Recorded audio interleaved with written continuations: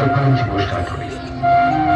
सध्या लोक काही खातात आणि टरफल इथे तिथे टाकत नाही, तर तीही खाऊन टाकत. आता केसरी या शब्दाचा अर्थही कळत नाही कोणाला. गर्जना करणाऱ्या कुठल्याच सिंहाचा भरोसा उरला नाही. सांगता येत नाही कधी कोणाच्या ताटाखालचं मांजर बनून जाईल. आजच्या तरुणांना हिंदुस्थानच्या स्वातंत्र्य लढ्याची फारशी माहिती नाही. मग कुठलं टिळक आणि कुठलं काय? तुमचं पुण्यस्मरण करणारी ही आमची शेवटचीच पिढी बहुतेक. 1800 शतकाचा पूर्वार्ध ईस्ट इंडिया कंपनीनं भारतात प्रथम पाऊल टाकलं ते व्यापाराच्या बहाण्यानं.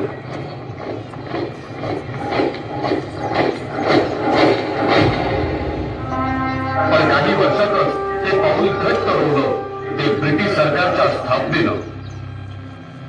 जम बसल्यावर ब्रिटिश सत्तेनं स्वातंत्र्यासाठी झगडणाऱ्या झुंजणाऱ्या भारतीयांवर आनंदित झुलून अत्याचार केले.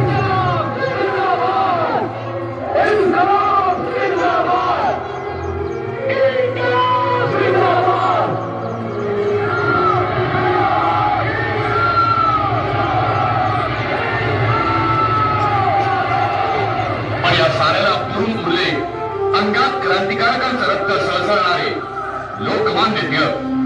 स्वराज्य हा माझा जन्मसिद्ध हक्क आहे आणि तो मी मिळवणार.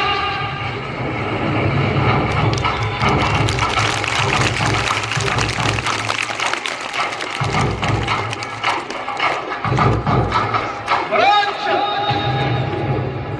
हा माझा जन्मसिद्ध हक्क आहे आणि तो मी मिळवणार. अखंड हिंदुस्थान, अखंड हिंदुस्थान ब्रिटिशांच्या जुलमी सत्तेविरुद्ध उभा ठाकत तरी अखंड हिंदुस्थानशी लढणं ब्रिटिशांना केवळ अवघड